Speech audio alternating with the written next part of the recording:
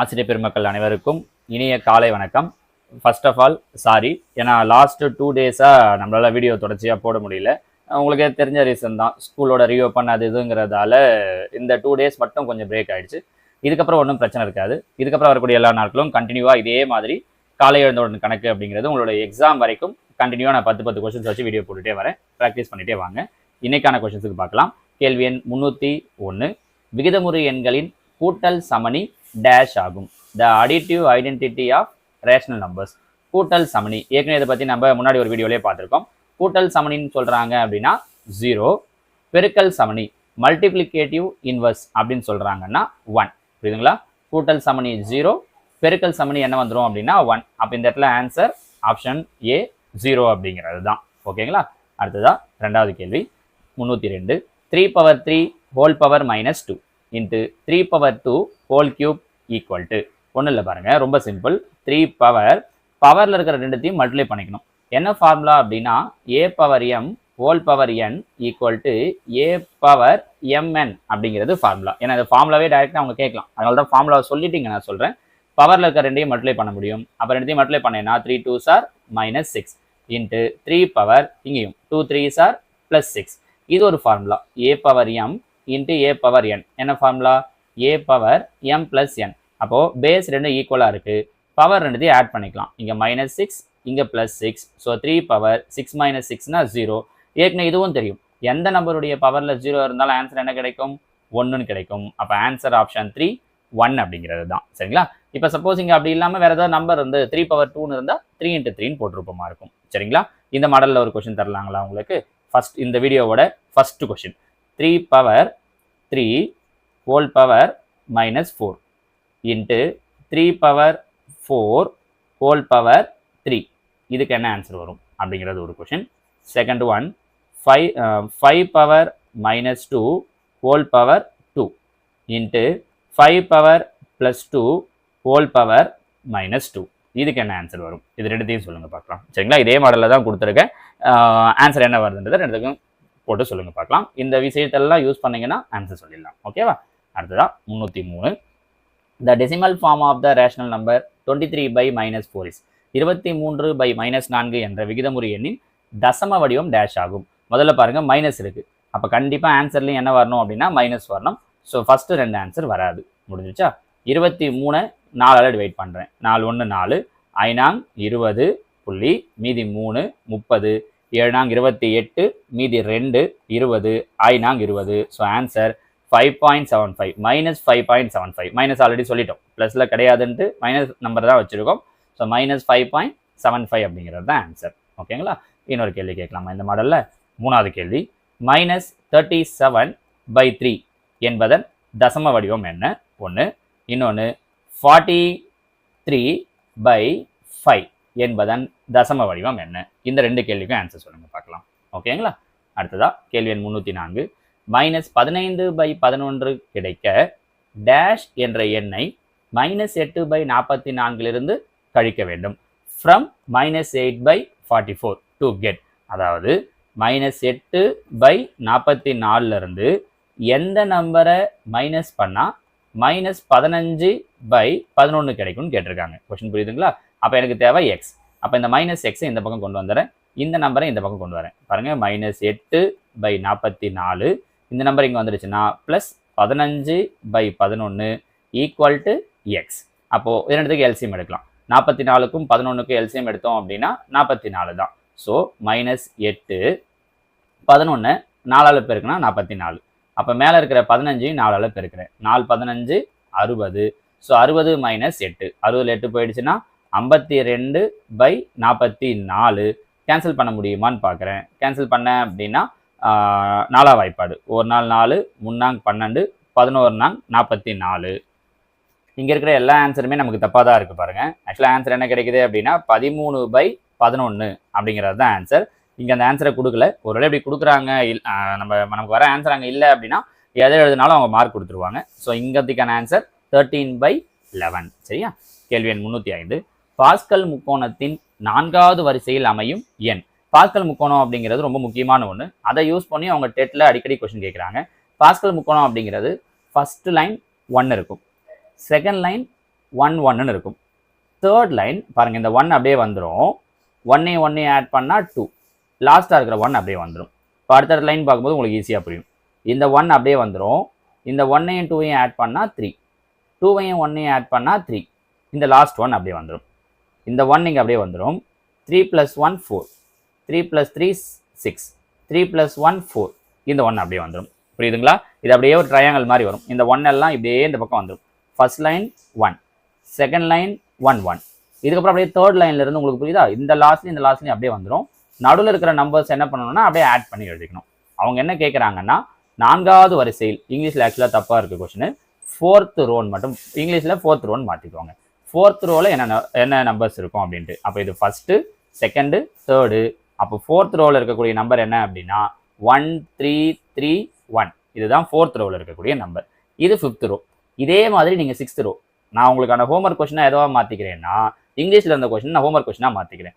6th ரோவில் இருக்கக்கூடிய numbers என்ன அப்படின்றத உங்களோட ஹோம்ஒர்க் கொஸ்டின். சரிங்களா? ஸோ 6th ரோ, இது 5வது ரோ வரைக்கும் நான் எழுதிட்டேன்னா, இதே மாடலை யூஸ் பண்ணி 6வது ரோவை எழுதுங்க. இதில் இன்னும் என்னென்ன கொஸ்டின் கேட்கலாம் அப்படின்னா, இப்போ இதே கொஸ்டினை 4வது வரிசையில் அமையும் என்னன்னு கேட்டு 1 3 3 1 சொல்லிட்டாங்களா? 4வது வரிசையில் உள்ள எண்களின் கூடுதல் அப்படின்னு கேட்குறாங்கன்னா, 1 3 4, 4 3 7, 7 1 8ன்றது ஆன்சர். அது மாதிரியும் கேட்கலாம் பாருங்க, 4வது வரிசையில் அமையும் எண்களின் கூடுதல் அப்படின்ட்டு. நான் உங்களுக்கான 6வது கேள்வியை அதை தான் தரேன். பாஸ்கல் முக்கோணத்தில் 5வது வரிசையில் அமையும் எண்களின் கூடுதல், sum of the numbers present in the 5th row.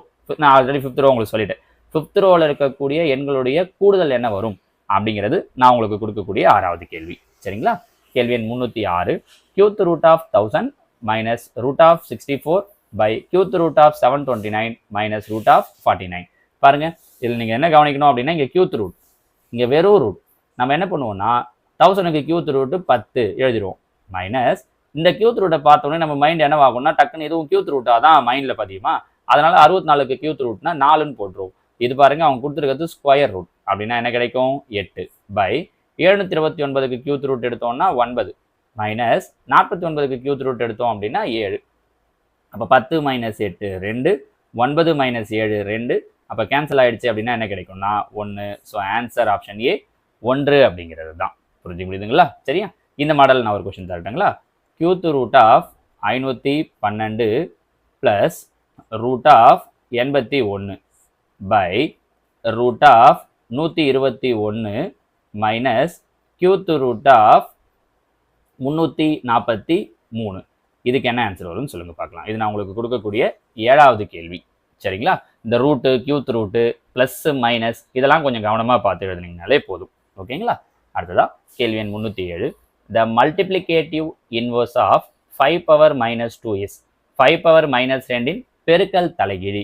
பாருங்க, பெருக்கல் தலைகீழி கேட்குறாங்க அப்படின்னா, பவரில் கொடுத்துட்டு இருந்தாங்கன்னா இப்படி ஆல்ரெடி நம்ம இப்போ 7ஓட பெருக்கல் தலைகீழினா 1/7, 1/9, 1/9 பெருக்கல் தலைகீழினா 9, அப்படியே தலைகீழாக மாற்றி எழுதிடலாம். இப்படி பவரில் சொல்லியிருந்தாங்கன்னா 5 power minus 2க்கு பெருக்கல் தலைகீழி 5 power plus 2. 5 power minus 2க்கு பெருக்கல் தலைகீழி 5 power plus 2. அப்படிங்க ஆன்சர் என்ன கிடைக்கும்? 5 power plus 2. ஒன்று இப்படி கொடுக்கலாம், இல்லை 5 power 2னா என்னன்னு கொடுக்கலாம்? 25ன்னு கொடுக்கலாம். சொல்றது புரியுதா? இதே பவரில் ப்ளஸ் இருந்துச்சுன்னா, இப்போ ஒரு பேச்சுக்கு 5 power 3, இதோட பெருக்கல் தலைகீழின்னு கேட்குறாங்கன்னா 5 power minus 3 இப்படி ஞாபகம் வச்சுக்கோங்க. சரிங்களா? புரிஞ்சு முடியுதுங்களா?